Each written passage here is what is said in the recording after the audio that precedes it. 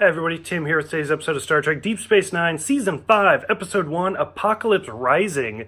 So this episode, it's not technically a part 2 to the last episode, but it really is. And I probably should have just done them together, but since they're classified as 2 different episodes, I just did 2 different videos.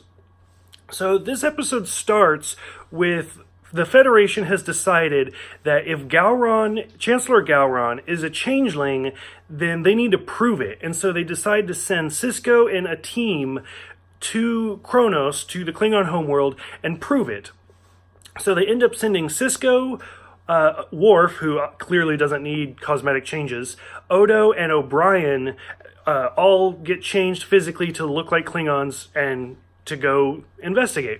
And so this is interesting in a couple different ways. For one, Odo as a Klingon is not the first time. If you go back to, what was it, the 6th movie?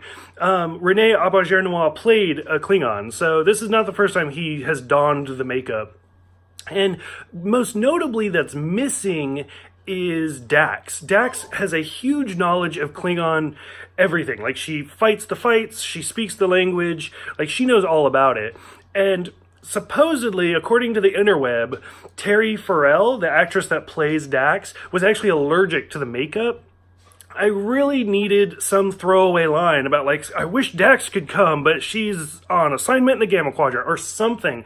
Because the whole time I'm watching this, like, why don't they have Dax? Like, she would be such, like, a vital part to go with them, especially the scene where Worf's like quizzing them and trying to give them different rights to see how they respond, and he's like, no, you're dishonorable, dishonor on you, dishonor on your cow.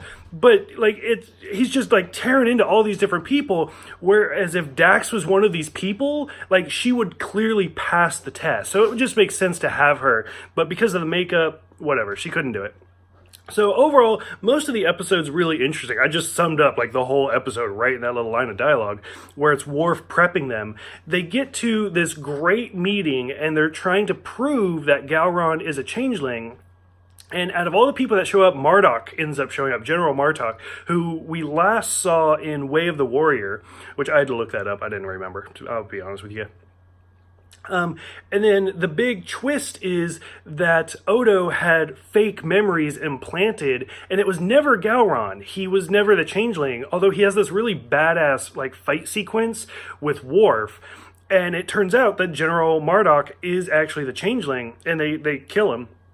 And so Gowron is like, you know, maybe you guys were right, because Marduk was the one that was pushing for this war. He's the one that was pushing to break the alliance.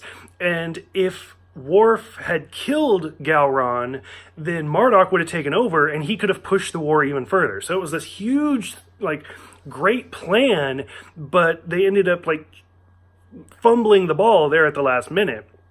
So Gowron still is, now he's more willing to talk to the Federation, but if he just says, you know what, never mind, we're going to cancel this war, we're going to start working with you guys again, it'll be dishonorable, and he can't do that. So now they have to figure out a way to end the war, but do it in an honorable way. He does agree to send them on their way and send them back to Deep Space Nine, and to start negotiations. So we're finally starting to see the Federation Klingon Empire treaty start to heal a little bit, but it's not quite there yet. So for those who have seen this episode, did you think that Gowron was going to be the changeling? Or when Marduk showed up, were you like, nope, that's who it's going to be? What did Dax not being there bother you guys as much as me, or am I just like super like anal?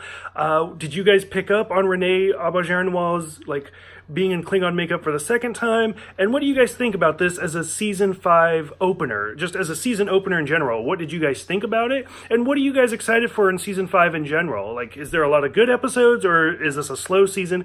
Go ahead, let me know in the comments below. Thank you guys for everything, and I will see you guys next time for The Ship.